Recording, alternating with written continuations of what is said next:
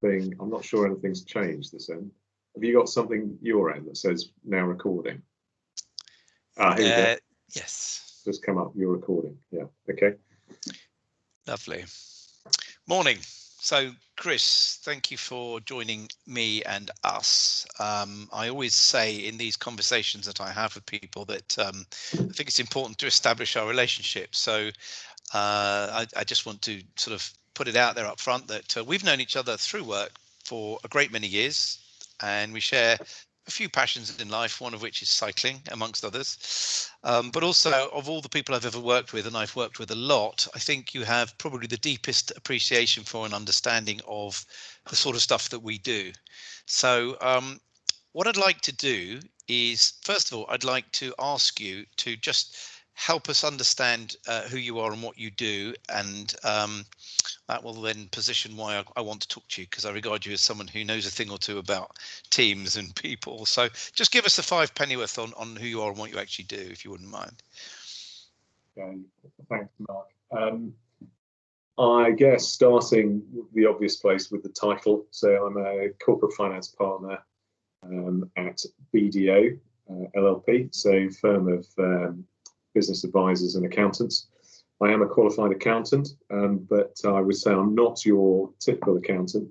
So I got into accountancy relatively late in my university career. I was hoping to get into the armed forces, but to give some sense and I suppose to think about the comments that you very kindly made earlier in terms of getting it.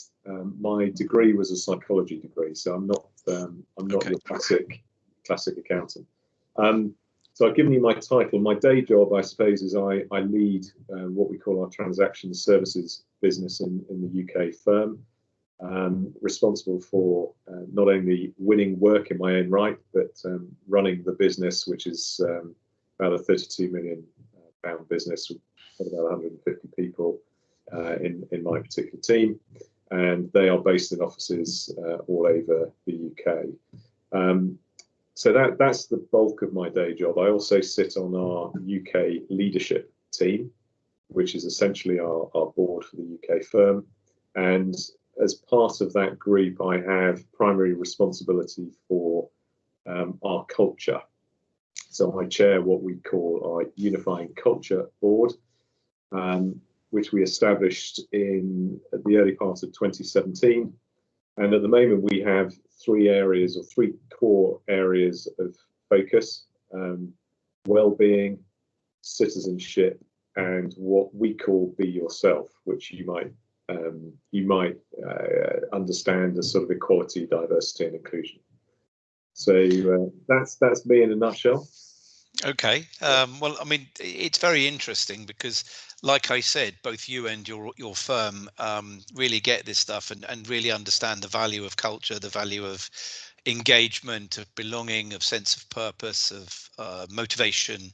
But I want to, first of all, understand a little bit about you, if I may, because, again, you've always struck me as somebody who is a little bit bulletproof. You always seem confident about where you're going, the direction of travel, the results that are going to come. I'm sure that you might be a duck gliding along the water with the legs frantically kicking underneath. But first of all, how important is it that the team around you are really able to support you and given the freedom to support you in ways that best suit them? I think it's massively important. I mean, for me, it is a team sport.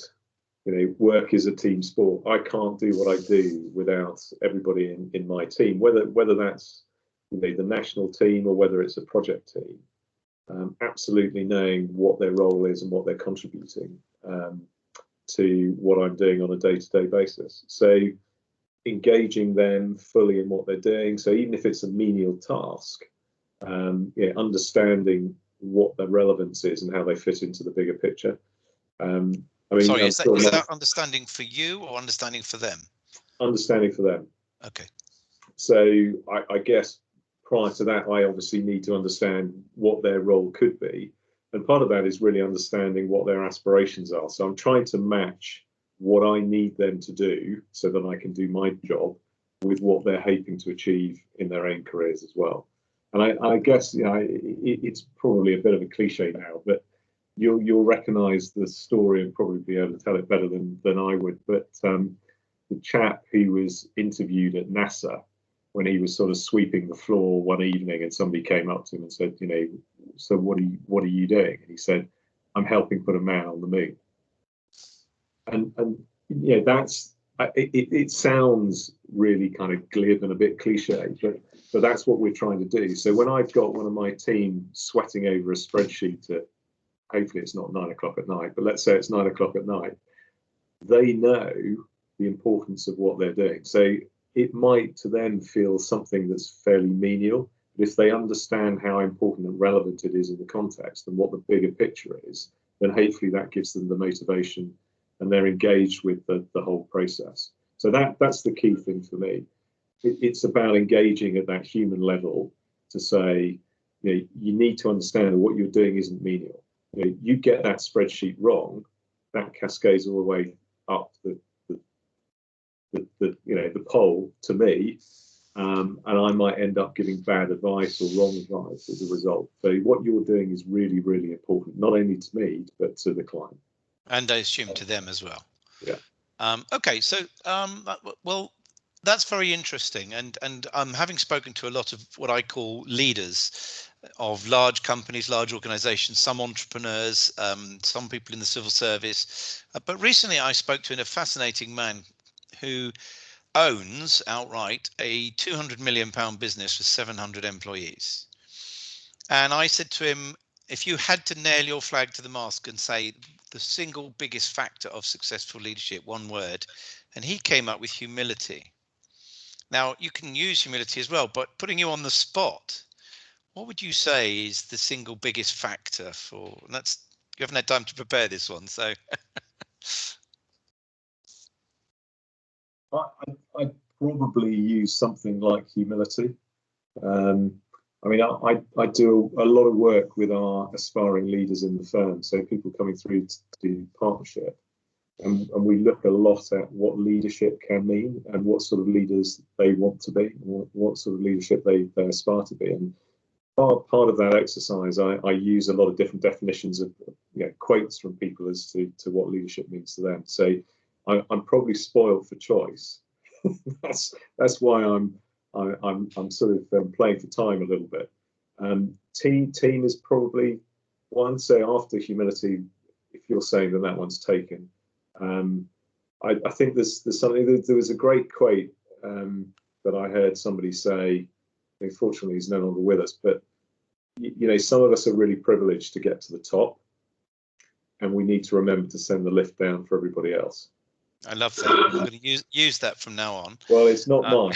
It's not mine. I can tell you whose it is, but it's not mine. But I thought, you know, that kind of strips away all of the sort of, you know, business school speak and makes it real. And for me, that's what it's about. It's about engaging with people and making sure that they get the best opportunity to be the best that they can be. And humility is absolutely running through that. Okay, so I think first of all, do we agree that you have a high performing team? Yes. Okay, how, in your words, would you describe to someone in sort of what I call casual friend speak, i.e., you're having a pint in the pub, what a high performing team looks like? It's people coalescing, collaborating, supporting each other, people engaged, people caring about each other, okay. Caring how they perform, caring how not only they perform, but how their colleagues perform. I mean, you touched on one of the things that we do have in common, that's a love of cycling. And one of the things that I use when I'm talking about what drives me and my core purpose, which I think kind of sums this up, I have a shadow behind it, behind the model, which is a yellow jersey. And the reason I put that there is so it allows me to talk about this sort of stuff, but also to remind me that I might be the leader of the team, and Therefore, de facto, I get to wear the yellow jersey, but I only get there because of the team. Right. And some people who don't understand cycling don't necessarily see it as a team sport, but I don't want to start quoting Lance Armstrong, but for obvious reasons. But well, you can if you like. It is a team sport, and even Lance said, nobody climbs alone. You have to have the team around you. And I think the great thing about cycling, and again, if you're not sort of imbued with the sort of the history of cycling and the tradition of cycling, you might not understand this. But just because I'm wearing the yellow jersey today doesn't mean I'm not acting as the domestique and working for somebody else in my team tomorrow. And I think that's the point. It's yes, I'm the leader of the team. Yes, ultimately I have to make the decisions, but that's through engagement and collaboration with my team. And it doesn't matter whether you're the most senior director or the most junior executive in my team. I will listen to you because you have a view and I'm interested in that view. So it's an interesting concept. I think I shared with you on an email that I was very proud that my nephew represented Cambridge in the boat race, and they won. And my nephew clawed his way up from being definitely a member of the lightweight squad, putting on weight, building his ergo times, building his fitness levels, and then becoming, because he knew it was his only way into the blue boat, becoming probably the most technically proficient rower in the boat. But he was 10 kilos lighter than the next lightest man.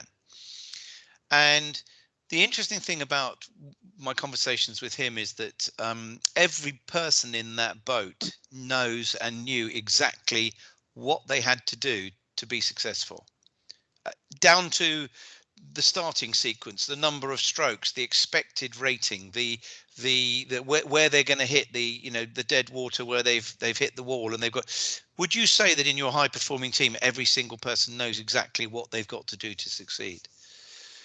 I do, of course. And I think you need to acknowledge that, because otherwise there's a degree of complacency that creeps in. So this is something that I think you have to be constantly working on, constantly looking at, and people's lives change. What happens outside of work affects them, and the experiences that we've all had over the last 12 months have probably meant that work and life and work have become even more interwoven. So somebody might be really performing at the top of their game today, tomorrow they might be off their game. That might be something to do with work, it might not. So I think this is something you've got to constantly adjust. And using your example there, the wind changes direction. Sometimes the water's rougher. Sometimes you're rowing with the tide. Sometimes you're rowing against the tide. So I think the more you get to understand what is driving people, what their motivations are, what their own personal core purpose is, the more you can accommodate them within the team and you can flex the team. There's a great story I heard the other day. Again, apologies, I'm going back to cycling, but this is and this is quite well known. But Dan Bigham, who set up a team pursuit team to challenge some of the national teams and challenge some of the British cycling teams in the UK. One of his team is bipolar, and the physical impact of bipolar is quite dramatic. So when Johnny is on a good day, his physical output is significantly higher than when he's not. Okay. So understanding where he is, and this is a relatively extreme example, obviously, but it makes the point, because all of us have not only physical but mental health. So depending on how we're feeling is going to impact on how we perform. So understanding where Johnny is in that scale, is he at a good end or is he at a not so good end, allows them to accommodate the training and the racing to that particular individual and their needs. So therefore, emotional intelligence, which is the ability to not only understand your own emotions and what you do with them, but also to perceive how other people are feeling and understand, almost step into their shoes to perceive the world through their eyes. So I'm kind of putting words into your mouth, but I think that what you're saying to me is that as a leader, you've got to be emotionally intelligent enough to see when people are having a good day or a bad day, or when they might need help and support, and also to give them perhaps the bandwidth to say, you have permission to fail, or you have permission to have a bad day, as Yeah. long as it's not something you do, you specialize in. Yeah, I think that's absolutely right. I mean, it's about failing and failing safe, isn't it? And in a lot of respects, certainly in my industry, which is heavily regulated, I don't want people to fail. However, if I can do it in a risk-free environment, that's how people learn. So pushing people, that's one of my things to encourage people to be the best they can be. Some people actually don't appreciate how good they could be. So you need to push them and stretch them. And there is a chance that they will fail. But actually, if they use that failure to learn and build and go on to future success, then that isn't a failure. That's just part of learning. But Yeah, you've I got to agree. do it in a risk-free environment, both for the individuals, but also for the business in which you're operating. Listen, Chris, I agree. And in fact, I always tell the story how we celebrate our 30th year this year, which is, it's to be nodded at. It's we're still here banging the doors and, but I do remember 7 or 8 years into the business when the wheels came off and everything went wrong, and we had to basically cease operating, reframe, review, get rid of all our staff. And it was a very difficult moment. And one of my dear friends took me out for lunch, and we sat in a pub opposite the building I had then in Soho. And he said, look at everything that's going on in that building. We could see all the lights on, all the people. And he said, this is the most valuable lesson you'll ever have, because it's so painful for you, because you feel that you've failed everybody, but actually you've tried your best and things have overtaken you, and you'll learn from this. And I would never say this to him because I'd never live it down, but he was so right. Yeah. Yeah. He was so right. So on that subject, if you're willing to share, and I hope you are, um, can you think of any momentous occasion where you think this is probably one of my biggest failures that have led to success, or one of the things that's tripped me up, or that I've worried about the most on your journey to becoming head of corporate finance and culture and the world, frankly?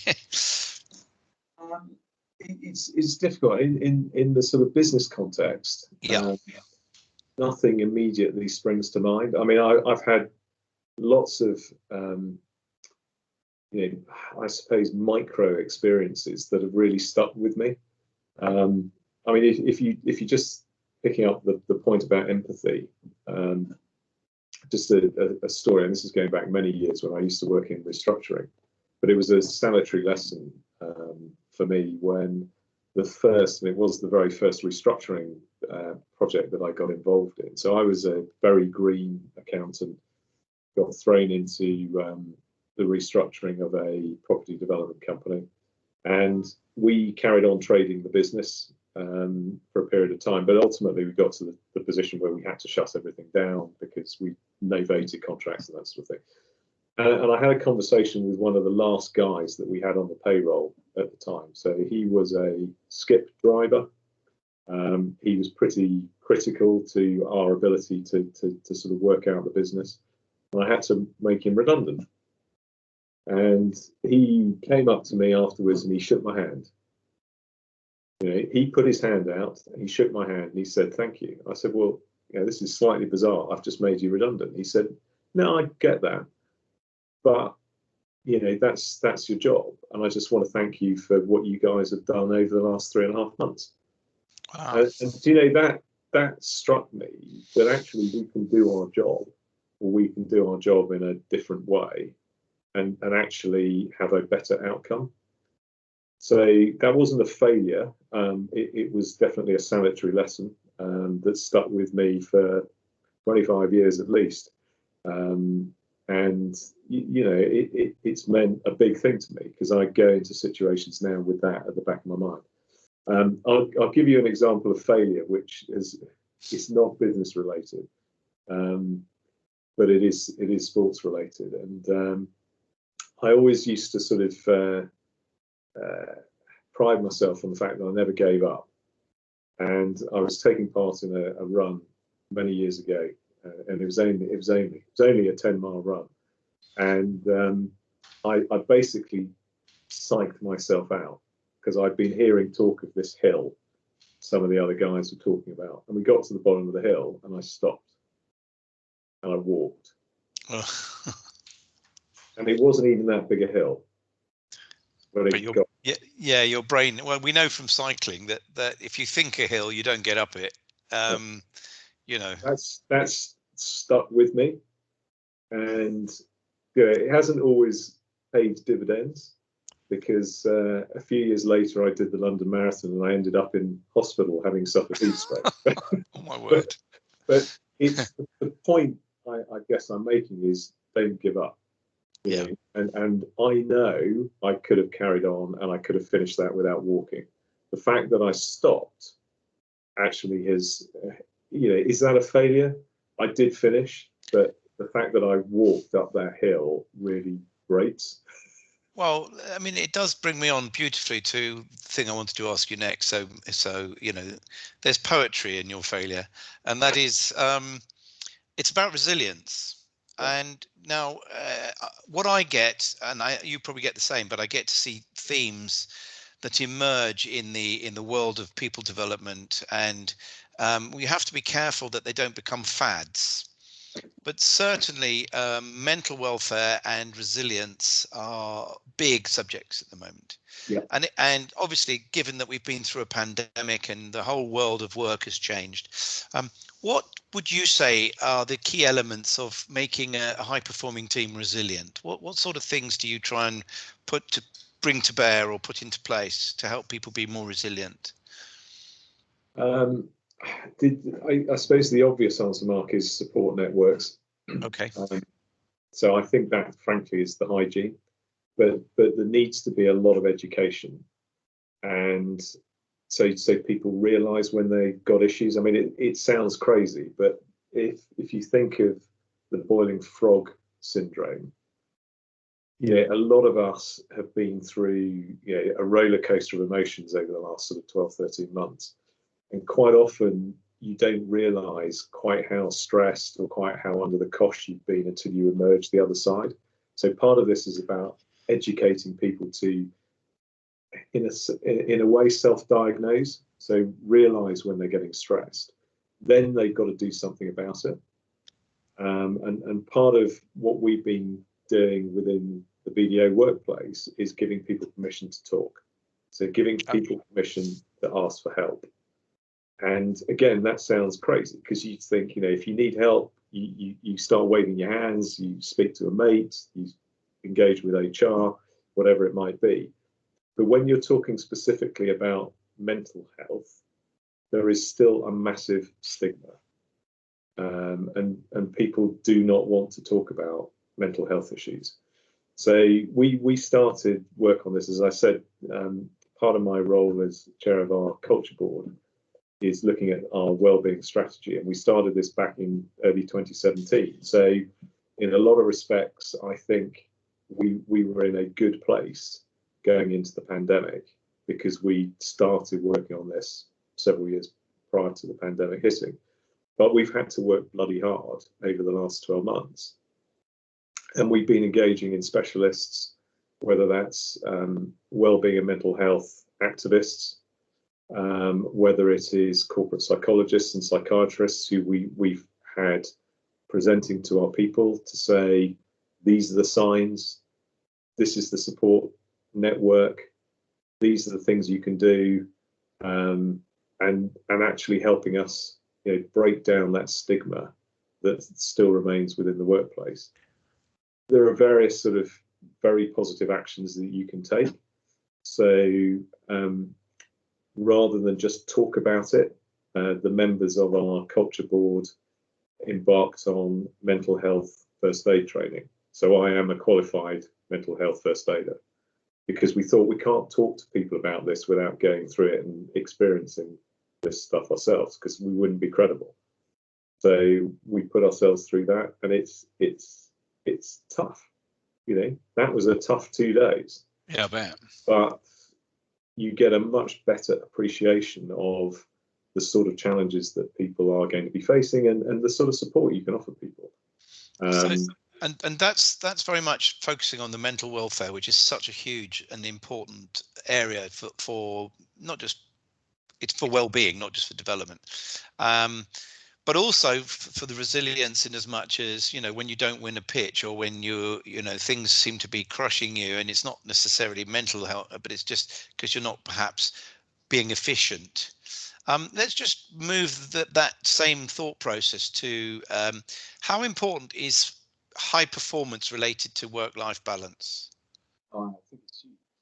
Yeah. I think it's huge. Do you know, again, yeah, I'm not always a big fan of bringing kind of sports thinking into the workplace. And I think there are too many, let's say, snake oil salesmen out there who are trying to sort of bring sporting analogies into the workplace. But we worked with one particular consultancy who talked about the training programs of professional athletes. You know, train hard, rest. Because actually, if you don't have that rest period, that period to decompress, allow the training to be absorbed, and, you know, muscles to rebuild, you can't then go again. And the expression used was the wobbly line. So you're moving from high performance to relaxation and rest and recovery. And the thing that really struck me was that actually that is part of a professional athlete's job. So they're not recovering, they're still doing their job. And actually part of their job is to recover, to allow them to train again the next day, next week, whatever. That is absolutely relevant in the workplace.